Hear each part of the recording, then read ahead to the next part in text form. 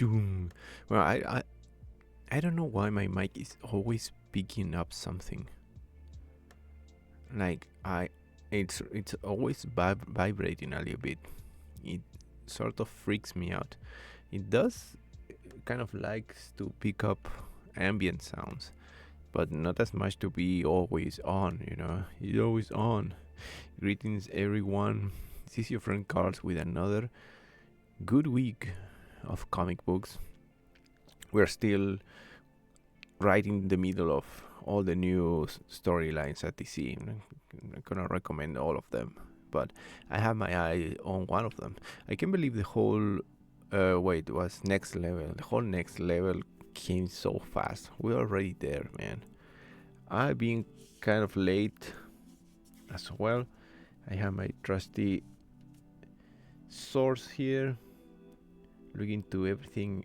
I think I'm mostly a week behind, but let's talk a little bit about news. This is I don't care that much for like controversies between, I don't know, creators and you said this, I said that. That's kind of like show business. It's almost like comic book show business. But this one was interesting because I saw the whole controversy of Grant Morrison, of all people, criticizing the Lanterns show, the trailer. I don't know. I what I have to say about the Lanterns trailer, it was that it did feel weird. So the whole criticism that Grant Morrison is doing is like he's basically saying that the show is boring. So for those of you who haven't seen the Lanterns trailer for the new show for HBO, part of the CEU, it only showed Hal Jordan and is it John? Whatever. But it showed the Lanterns like doing body cop stuff and like going around in the car and talking about learning to be a lantern, whatever. The main criticism was that it lacked a little bit of flair. It was a little bit plain and just some dudes talking. There were no Green Lantern constructs or aliens. The first thing I noticed was the lack of aliens. And I didn't really thought the show would be necessarily boring. It did give me some vibes to Absolute Green Lantern, like happening in a small town and everything. But even Absolute Green Lantern goes immediately into the deep end and throws aliens and stuff and everything.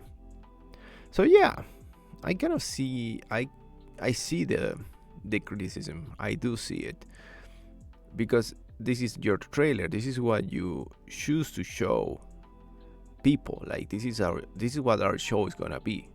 You show it, right? This is what it's gonna be, and apparently what it's going to be from that trailer is just some like quiet police action. But then again, the answer of the showrunner was kind of like sensible as well by saying like this is just the beginning and it's gonna grow after that. But here's my point. As someone who has gotten into the Green Lantern a lot these past years, I really don't see myself that interested. Whether it is an origin story or like a slow burn story, it's the trailer and this kind of like conflict between Morrison and the showrunner show us some in a way why it was always hard to add the Green Lanterns to the whole DC thing. The level of expansion that was part of it was way too much to what they were doing. Then again, who is behind the DCU? James Gunn. And what James Gunn did for Marvel was exactly that. The galactic expansion of the whole Marvel thing with the Guardians of the Galaxy. And of course he's not doing this show, but he basically showed that it's possible. So it would totally be possible to do a Green Lantern show about the Green Lanterns in space. Plus, Hal Jordan seems like old and kind of like going for retirement. So I don't know how that whole thing is gonna play out. Because if he's been there all the time, like where were you?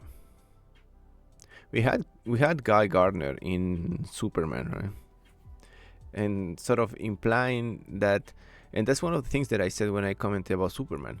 The show, I mean, the movie didn't really address or didn't care for address how they come to be to the Age of Heroes. Besides the text at the beginning of the movie, they just are there.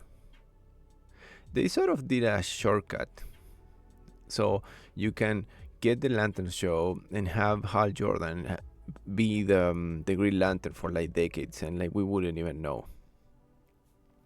But anyways, it's too early to say much about the show, but I can totally see the skepticism related to the lack of flair that was in the trailer.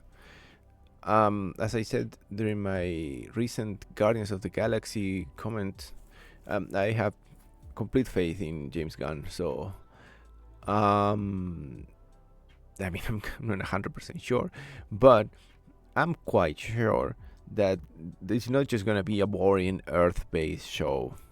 It just is not. It's not that's impossible. Is Grant Morrison exaggerating a little bit? Perhaps, but we will see in time when Lanterns comes out in August, I think. So there's still some ways before that. Still some ways. I think Supergirl the movie comes out even before that, isn't it? But whatever. That's a little bit of commentary on current comic stuff out of the comics in the shows. I might have to comment on Daredevil, which is the next superhero thing coming. Is it like in a week or so? So let's dive into the true stuff, the good stuff, comics. Dip. We start right away with the book of the week, with Greg Rucka's return to Batwoman. Um, I said I didn't read the press release before, but now I read it, and they are clearly going back to what I wanted about Batwoman. It's all about supernatural stuff, and I don't know. The thing about Batwoman as a character herself. The other day I was thinking about it when I knew that I wanted to talk about her, is that she never really needed to be like Batwoman. Like, honest, she doesn't really need to be related to Bruce Wayne or the whole Bat family at all. She is a true outlier of the Bat family. Truly is. The one that could go around, do her thing, and have nothing to do with the Bat family. And I think she's most of the time she's not necessarily ignored, but she's not included. And to that to that point, what I liked about Batwoman when I got into the character was that she had that aspect of the supernatural first. She didn't need to be related to everything the Bat family did second, and of course the character herself, Kate Kane. Kate Kane was always an interesting character, not only because of her sexuality, but like they really wrote it, and Ruka was one of them. They really wrote it as this down to earth, no BS sort of woman, and that like kind of like there's no other member of the Bat family with that attitude. She, in more ways than another, is the closest one to Batman, to being Batman, than almost all of the other ones. All of the other ones seems to kind of like, aspire to be Batman, either by imitating him or by praising him or like doing stuff that they think will make him happy. But Batwoman doesn't. She's the only one that doesn't. You know. So in that sense of independence, I'm really looking forward for one comic book that is all about that, about her destiny and about kind of like her own adventure, despite the name Batwoman. It does give me the vibe of the earlier, not earlier, but like years ago, the Red Hood and the Outlaws comic book. Back in those days with Red Hood and the Outlaws, they were really building on this, sorry, on this idea of Jason having his own great faith, not faith as faith, fate, his own great fate. Was it the League of Assassins, I think? And he had like his magic sword and everything. That was pretty cool. I guess what I'm trying to say is that you don't really see that much often stories about the Bat family that don't come all the way around back to Batman. In hindsight, that is one of the things that kept me going through the Batgirl, the Cassandra's Batgirl book. Because the latest Robin, like the Tim Drake's Robin, I don't remember what his solo book was. It was about him, of course. It was all about his identity. But all the Robins are doomed to come back to Batman, which he did in the end. It's like a circular thing with most Robins. That's why it was so harsh when they finished that Red Hood and the Outlaws books and they brought Jason back to be related to Batman. And then he did some stuff, I mentioned this a couple of weeks ago, how some storylines in comics, they just disappeared. They had the whole Task Force C, where Jason was the leader of a Suicide Squad of zombies, and like it just fade away. But anyways, it's good to see Batwoman on a solo book again. Probably her sister is gonna appear again. She's like her sister remind me of the Annabelle doll from the Conjuring series. It's like funny stuff. But we'll see what's up with Batwoman this week. For me, it's gonna be probably next week and a half. Batwoman, the book of the week. Look at that cover, beautiful. Next. As I said before, I'm not a big fan of Deathstroke. I don't really care for the character. I don't really get the character. It's like, I think DC has way too many of these unbeatable mercenaries. Like, yeah, I'm the Deathstroke and nobody beat me. And, they make such a big deal about them being so cool and unbeatable, but they always beat them. And I know he's a bad guy, he's supposed to be beaten, but come on, then cut the BS. Why? To me, the core of Deathstroke is that arrogance of like a guy that knows everything. Yeah, I know everything. I'm prepared for everything. Like brr, brr, brr, brr, brr. And the synopsis of this series is the same. Like, he's gonna get rid of all of his enemies. Brr. But why am I recommending it? Because Tony Fleeks is the writer, and this is one of those occasions where the writer pulls you into a book. Because I love Stray Dogs, and I loved Uncanny Valley, from Image Comics. In Uncanny Valley, I even recommended it. Was the story about the boy that was half human, half cartoon. It was a really fun. It's not a heist story, but this is a story like it just have one point, right? They were just chasing the kid, and the kid was running. All the cartoons were behind him. Several funky cartoons tried to catch them, but in the middle of it, or in the midst of it, that's cooler. In the midst of it, you had like really out there, ludicrous and crazy situations that blended the cartoon style and the real world style for a really thrilling story. I don't think this is gonna be like that. And in Stray Dogs, it was also this story about like a thriller, a really violent thriller about crime.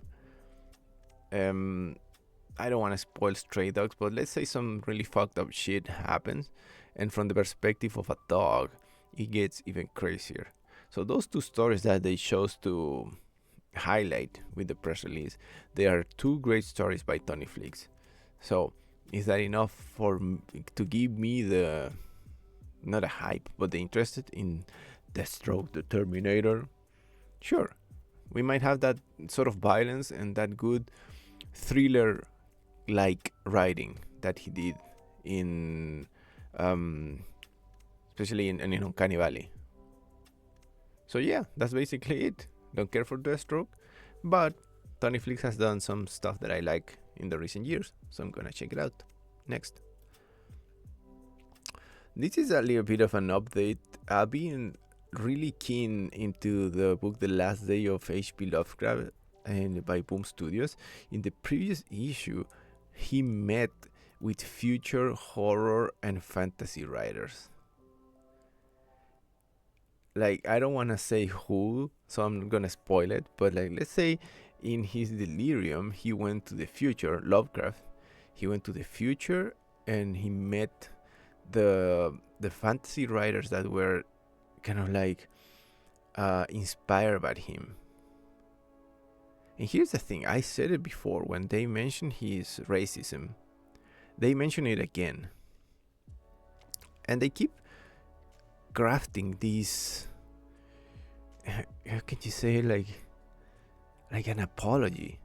This book is obviously a tribute to Lovecraft, but at some points it reads more than a depiction of him as an author than kind of like an apology tour.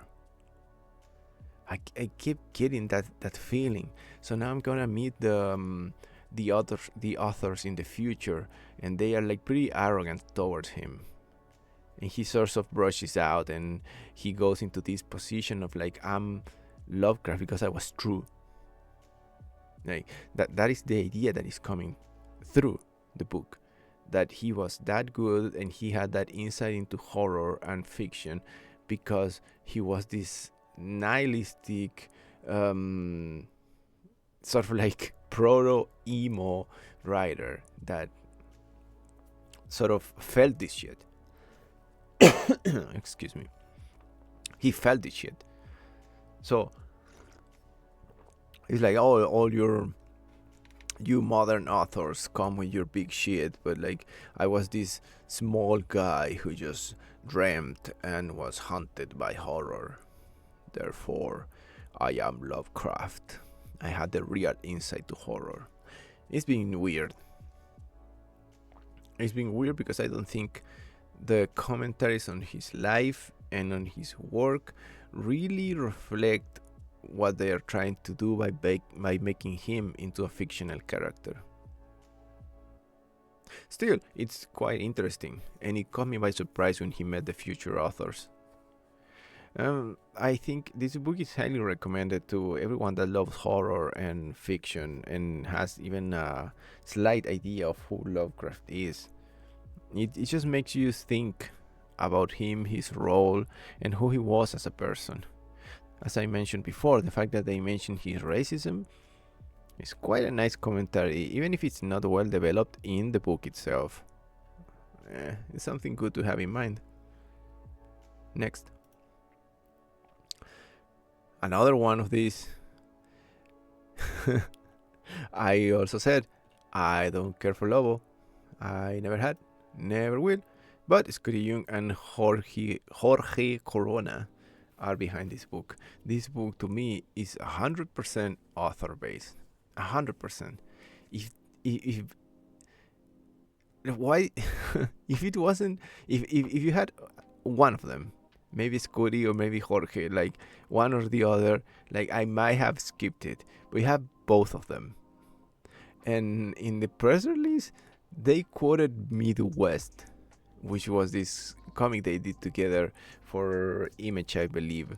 That was all a metaphor about, I like to say, and I like to, I don't mean I like to see it, but to me it was a metaphor for child abuse, and how basically um, a child escape through fantasy into a world that like kind of like save him from abuse and sorrow. You know, it was a really deep thing. She was saved from abuse and sorrow by escaping to this Narnia, Alice in Wonderland type of world, and it was so charismatic because Cudi kept his innocence. He kept him childlike. You know, at some points in stories like Alice, even though she's still a child, she gets into these big things, and you sort of forget that she's a child. She get absorbed by the big plot things. But in Midwest, the kid was always a kid, and he behaved as such, and it was just such a beautiful comic book, having to do, as I said, with sorrow and kind of like being a kid. It was so well written. Why did they choose to mention that book made by these two authors for Lobo? I don't know. I really doubt that Lobo is gonna go into these introspective, emotional tours of adventures. I don't know, but yeah, Escudillo and Jorge Corona, another book solely recommended by its authors because they are great. That's enough for me. Next. Another update: the Mortal Thor caught me by surprise in the previous issue because, as we remember, the Mortal Thor is all about Thor being stripped down by his powers and apparently being forced to live an illusion by Loki, where he is a regular guy. He's a regular guy and he lacks all of the flair of Thor, and he doesn't go like saying stuff like yeah here G or I don't know. I don't know how to talk like Thor, but like he lacked all the flair of Thor. He was just a regular guy. In the last issue, we saw a little bit of that contrast. We saw the ghost of the real Thor behind it, and we see Thorun, I think is name of the Nordic alter ego they created for him, struggling to remain normal. This has been quite interesting in one sense in particular. As I said, Thor is kind of like a bigger than life character, and he wanted to be normal. It's something that I don't think even during the Donald Blake times was shown like that. Now we're entering the stage of the story arc where inevitably, right? Yeah, the real Thor is gonna come through. Like that was just a thing that needed to happen, or something that was bound to happen sooner or later. But I really like that in the previous issue they finally did that contrast, the one that you were waiting, in writing, like the idea. I'm not gonna spoil it either, but you can go and read that issue and see the first arguments between the mortal Thor and the god Thor. You can see the first arguments and the first kind of like arguments for and against a character torn in half, like what it really means for Thor to be torn in half, and what it really means for him to have a passion or like a liking for this life. It's pretty interesting, and especially because they have played with the whole Donald Blake persona and how he was forced to live as a human being when he was Blake. But now he really likes it. And he really feels like in place. Plus, the action has been amazing. The action and kind of like the powers they've designed for him as part of his normal persona, or basically how he behaves as a hero, being a normal persona, has been super fun. and the art has been amazing as well. So the Mortal Thor, we are coming possibly to a turning point in the story. Possibly. I hope they do justice to what they have built the past issues in terms of identity and ethos of the character. Next. This is a big one that I had no idea that was coming. I'm not the biggest Titans, Teen Titans, whatever, like the whole young squad of DC, Young Justice. They had plenty.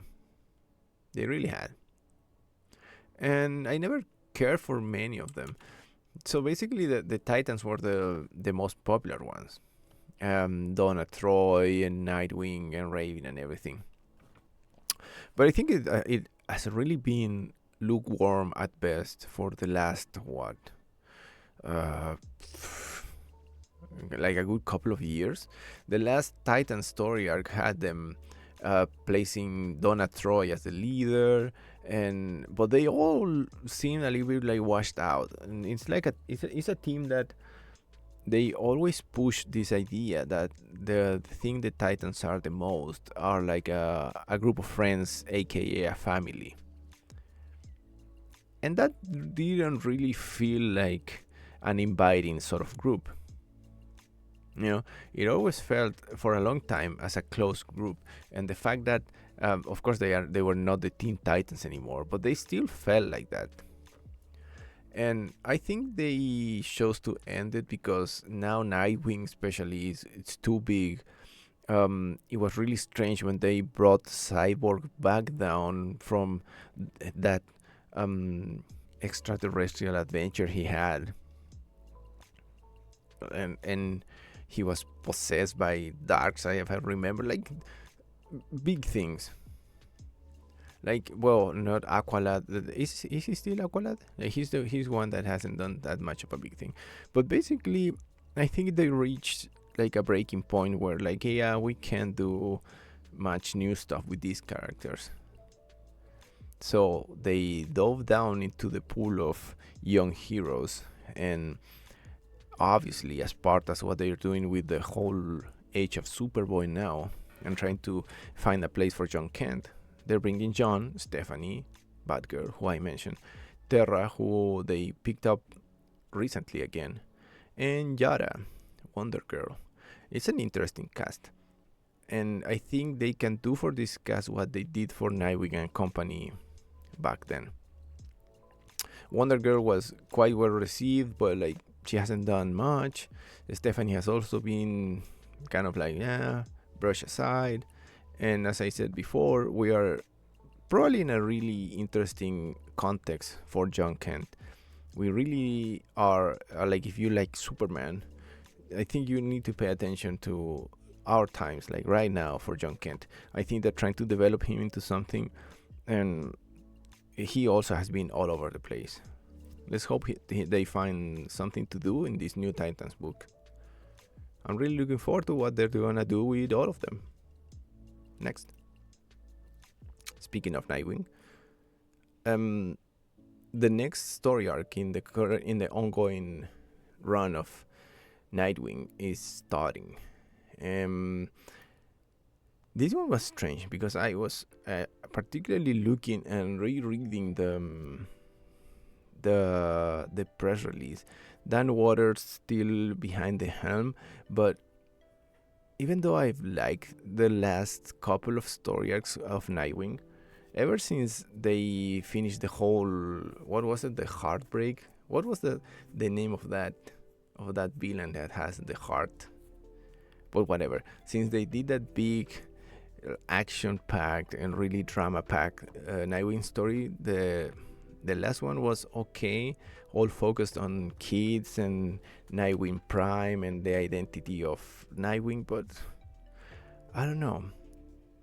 I think I remember seeing many reviews of the previous storyline and like people being a little bit tired, and I think I saw it during the last story arc, some moments where I felt like yeah, this is not as exciting. Doesn't seem to be pushing the character, which they were doing constantly before that.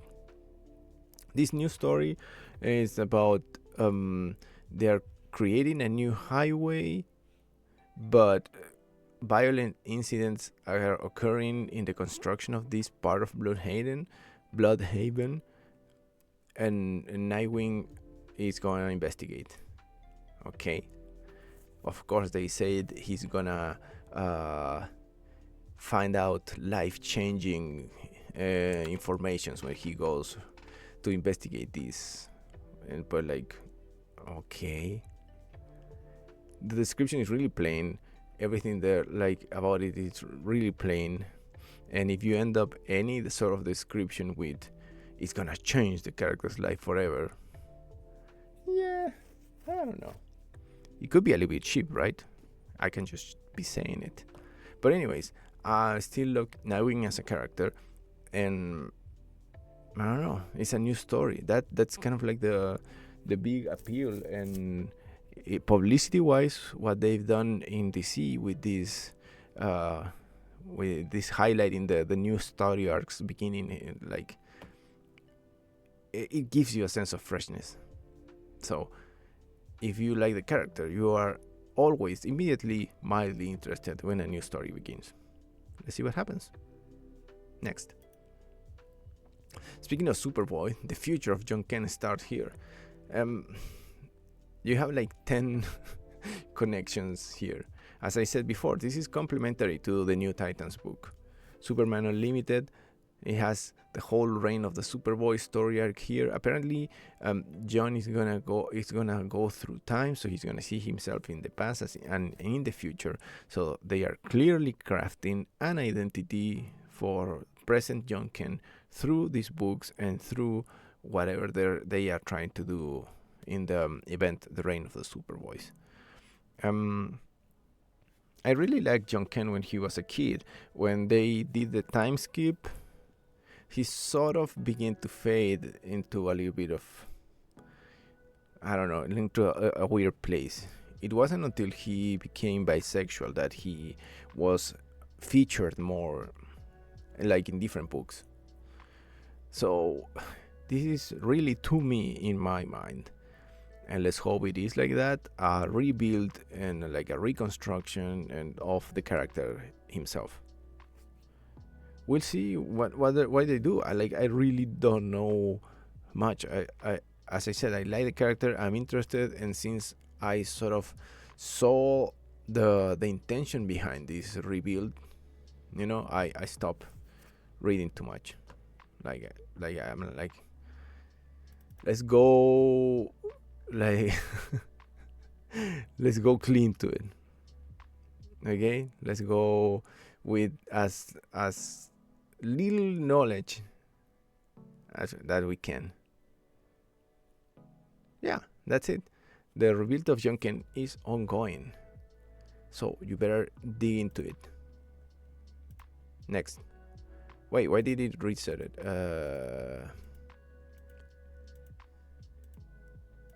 Nightwing here. I had no idea this comic was coming. The Sentry is kind of like a weird show. Like, I don't know, man. Like, fucking. Okay, I'm gonna be honest. I don't like this character. I don't like this character. They try to do this like Marvel Superman, and they have done so many twists and turns with it. I was surprised to hear there was a new Sentry book coming, because I don't even think I remember what happened with the last storyline for the Sentry, where his powers were like separated. Wait, was the Sentry or was for Hyperion? You see, those characters suck, man. Sorry. Both Hyperion and the Sentry, they suck. Clearly, this Sentry book is attached to the success, or like quote unquote success, or like maybe success of the new Avengers Thunderbolt movie. Clearly, it's tied to that. And like, I don't know, the whole thing about the boy. My big issue with this character is that every book, every storyline, they always go, he's the most powerful being, and like he's so powerful, like everybody's scared, like ugh. I remember this one book where like all the sentries waking up and like they had like an Avengers warning sign, like an alarm would go off. The sentry is awake. We need like, and like fuck man, like that he might be the most powerful character in Marvel, whatever. For all we know, he is. But like he's so whack that he's never gonna be in the center of anything. you know, see my point?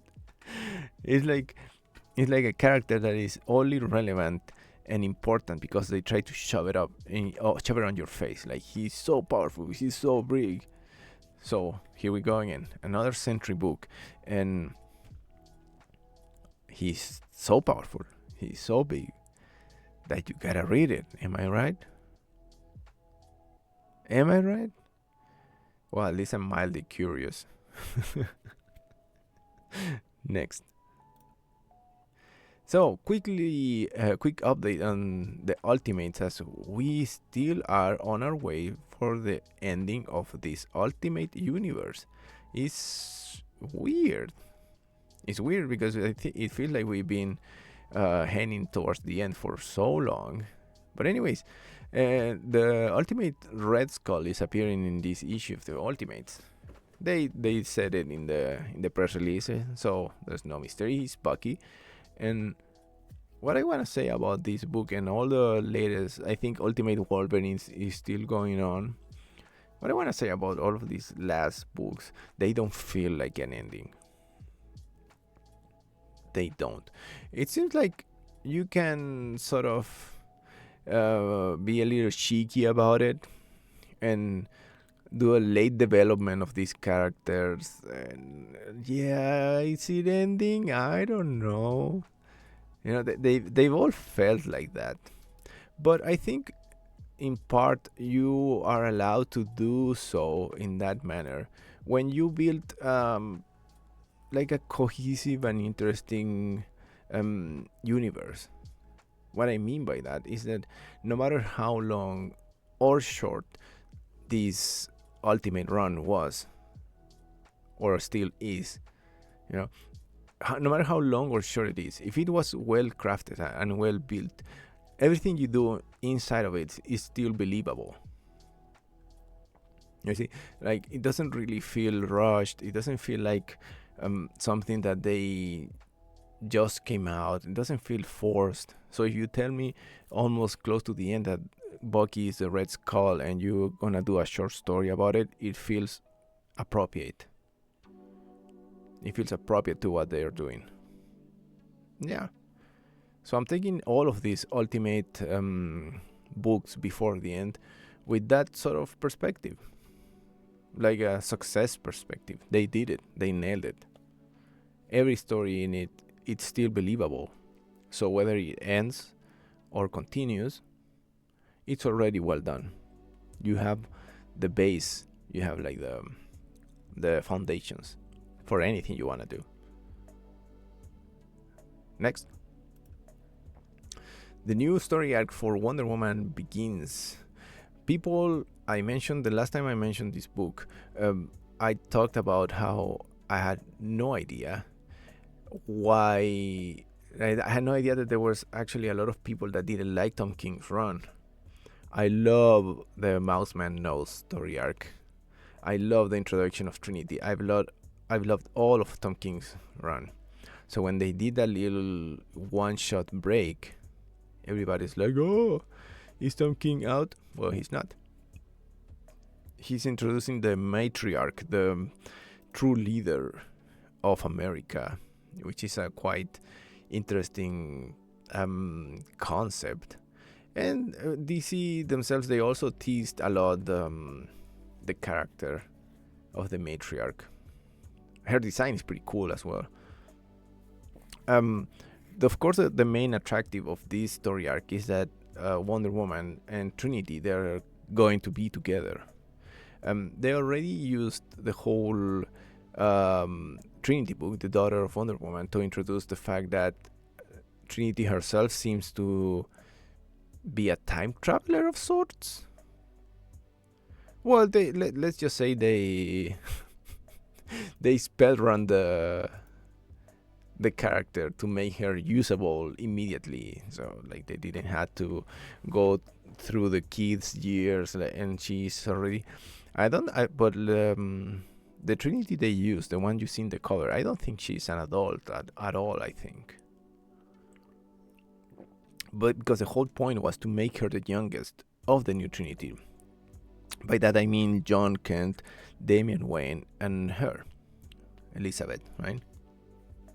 They were still aiming to make her the youngest, but Damian is way younger. It's confusing. John had the time skip, so I think he's the oldest one.